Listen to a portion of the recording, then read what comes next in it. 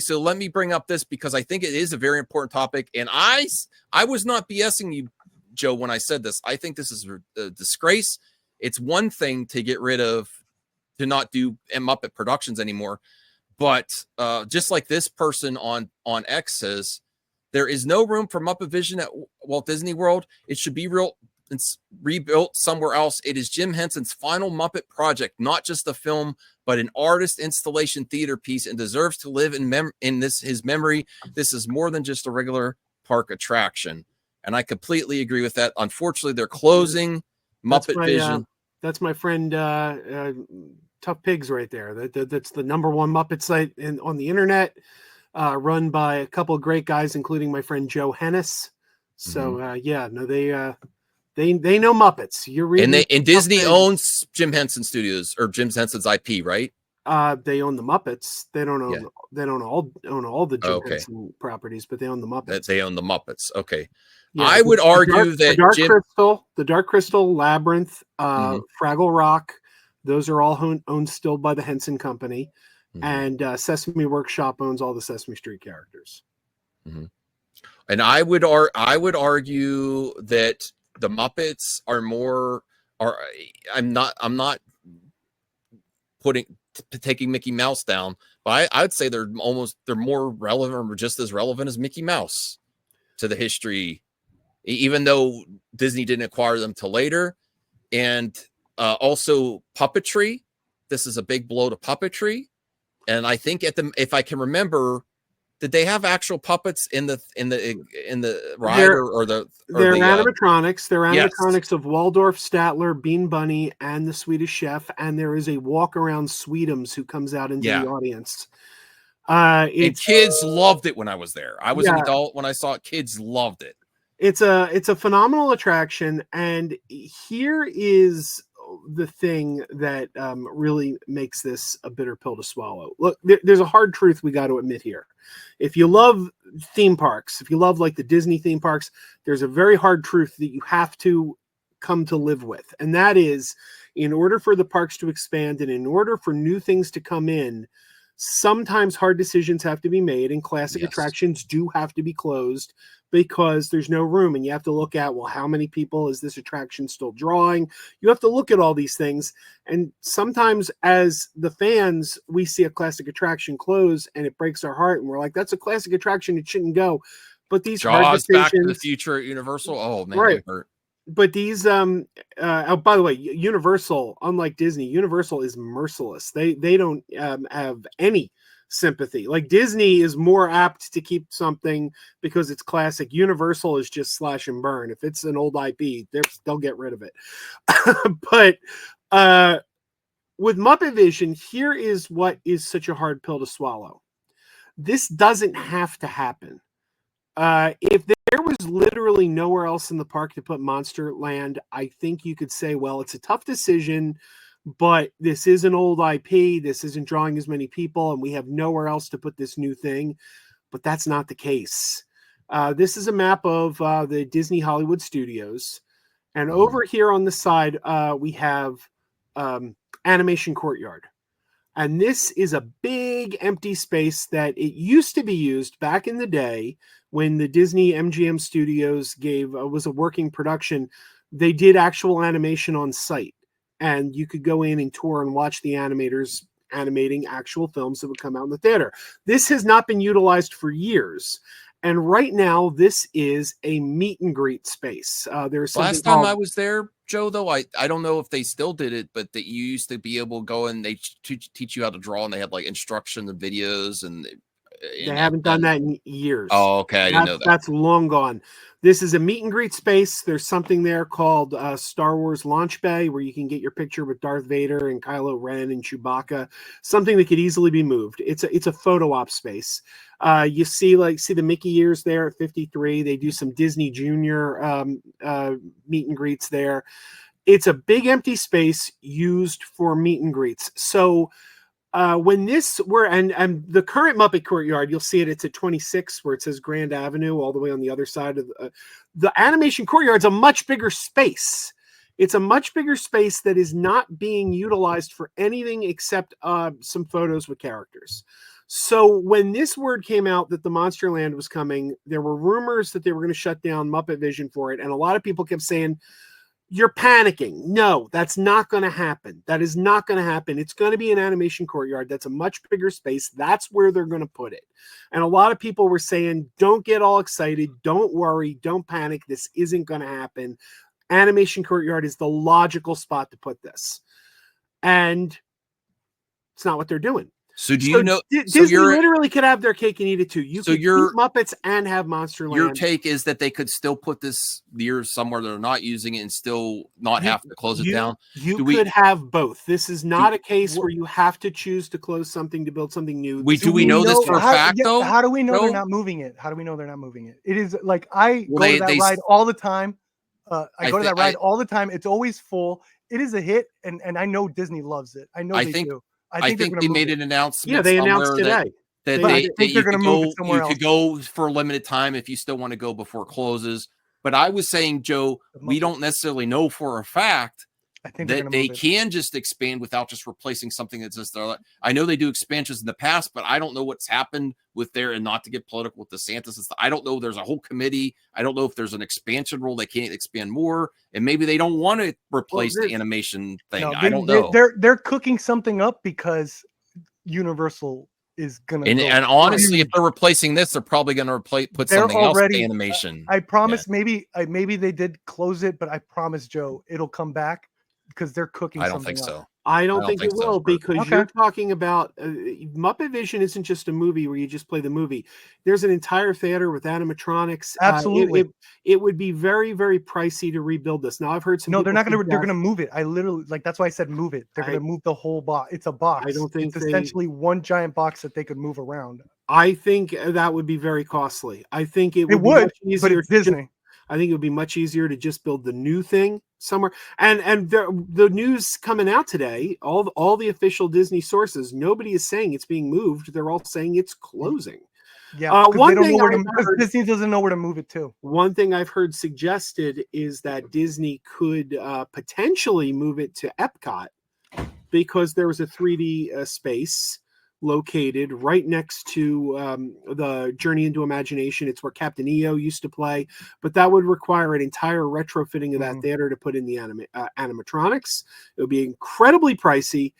It just seems that before you spend a dime to do anything, it makes more sense to leave what you have alone and build in a new space. And you have this space that is not being utilized.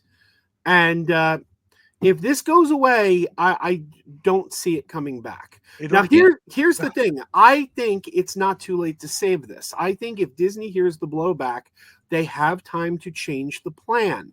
Part of the problem is when this first leaked to the internet, everybody was saying it's not going to happen. It's not going to happen. Monsterland is going to be an animation courtyard. So people were kind of cooling everyone down before we got too far ahead of ourselves. And it turns out the original rumors were true. So I think, look, Disney is a business. They're there to make money. And what you want to do is you want to make the people coming to your park happy. So if they hear enough blowback on this, they're going to change their plan because you're not going to piss off the consumer. I think part of the problem is they haven't heard much blowback because people kept saying, don't worry, it's not going to happen previously. And now we know it is going to happen. So I'm telling everyone, make your voice heard. Let Disney know that to stick Monsterland in Animation Courtyard, you can find a new home for those meet and greets. That's part of the plan, Joe. But that's not part of the plan. That has not been reported anywhere. Okay, Disney is so next level when it comes to their marketing. I'm telling you, they understand how much harder people go when they literally ask for something. Like they're doing almost like this test phase where they're letting people call it out so they feel more in touch when they make the announcement. Oh, due to fan demand, we're bringing it back. But it's always been a plan. That's become part of their marketing. Potentially, perp. I mean, that's an angle. That's something that's happened. To be fair, I mean, I don't heard some things of how they work with. Look. I don't want to call back to. I came in late on a previous conversation, but sure. Talking about the reporting, we were just talking about on the press story. About You're absolutely right, and but you're this good is to call not me what's out on being that. reported. Yeah, you're right. You're right. Perp, No, I that would shut me say up, that shut me up. That's true. in my opinion and That's true. feelings based on this situation too, I I'm going know. to use those. I just Is no. I'm actually going to use those. Is there's a track record in history of the industry, although they reward the current arts, not respecting the legacies that got them there and forgotten arts. And only recently there's been a resurgence. Horror's been the best genre to do this of practical effects, but practical effects are coming back more. Miniatures and the different types of animation are not respected as much as the CGI or 3D animation right now, and we're losing some of those. Just like Dark Crystal is canceled, stop motion still has its place, but I feel like a lot of people's feelings and opinions are that, even including Disney itself, is not respecting all the different styles and categories and genres of animation and storytelling that got them to where they are now in the history of that, which Jim Henson, if you're talking about the history of especially family entertainment, is way up there, and puppetry is not as well regarded as it once was, and it's starting to get lost in the history. And maybe in the future, I think they might look back and like, oh, let's do let's go back into our well and bring it back, maybe. But most likely, people's opinions and feelings are that it's going to get forgotten, and did it's they not going announce to get the roller coaster? Yeah, there's going to be a Monsters Inc. Roller coaster through the doors. Which again, plenty of room in Animation Court. You can have your cake and eat it too. You can have both. But here, let me say a couple moving stuff around. Let me say a couple more things about the Muppets. Number one, MuppetVision 3D was the final project Jim Henson ever worked on before his death. There have been some wonderful puppeteers carrying on the legacy. Steve Whitmire was Kermit the Frog for almost 30 years. Yeah. And Matt Vogel has been doing it since 2018, doing a great job. Eric Jacobson, since 2022, has been doing all Frank Oz's characters, Miss Piggy, Fozzie Bear.